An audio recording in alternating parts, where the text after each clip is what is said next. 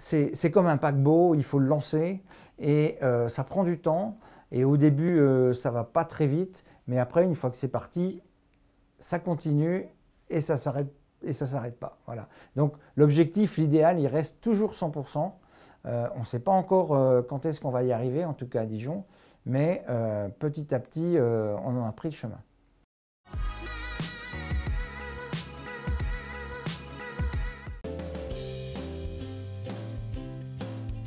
Patrice Château, actuellement adjoint au maire de Dijon, chargé des espaces verts de la ville et de la montée des produits bio dans la restauration collective. J'ai déjà été élu dans une commune aux alentours de Dijon, une petite commune de 3000 habitants, et maintenant en charge de la responsabilité de la restauration collective dans une ville comme Dijon qui est pas loin des 160 000 habitants.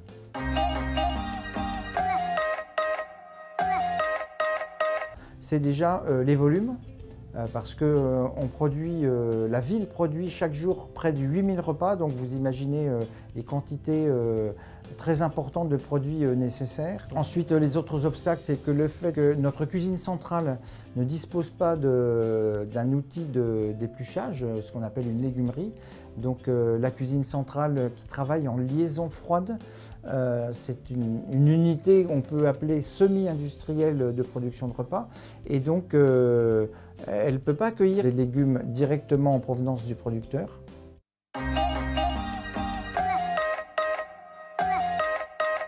J'ai rencontré le maire en personne et puis j'ai convaincu, dans un premier temps, d'augmenter le pourcentage de produits bio dans la cantine parce qu'il y a des enjeux environnementaux, des enjeux de santé, des enjeux de gaspillage alimentaire très importants.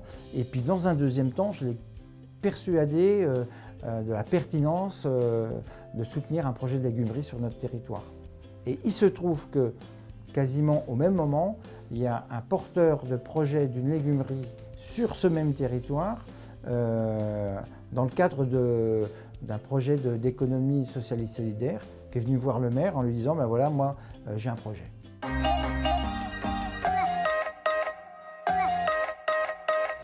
Alors le coût matière, c'est un chiffre clé en restauration collective. Il faut le définir parce que ça ne parle peut-être pas à tout le monde. Le coût matière, c'est le montant total des produits qui sont dans l'assiette, qui sont utilisés pour cuisiner. Alors bon, à Dijon, on est autour de 2 €, mais de toute manière, on ne va pas l'augmenter. Les marges, elles résident dans la lutte contre le gaspillage alimentaire et puis l'introduction des protéines végétales de manière à gagner de l'argent en coût matière certains jours pour pouvoir d'autres jours utiliser des produits qui coûtent plus cher, issus de l'agriculture biologique.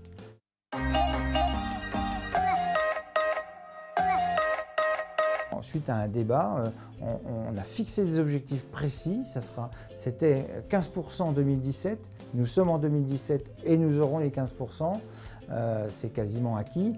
Et 20% en 2019 à la fin du mandat.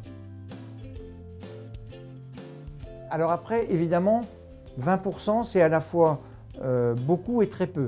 Parce qu'on sait qu'aujourd'hui en France, il y a quelques communes emblématiques, on va dire, comme Montsartou, ils sont dans le sud de la France, ils sont à 100%. Il y a Barjac aussi, enfin il y a plusieurs communes. En général, ce sont plutôt des communes de taille plus modeste. Et il faut reconnaître que le dossier de la restauration collective, du pourcentage de produits bio, c'est quand même quelque chose de très complexe.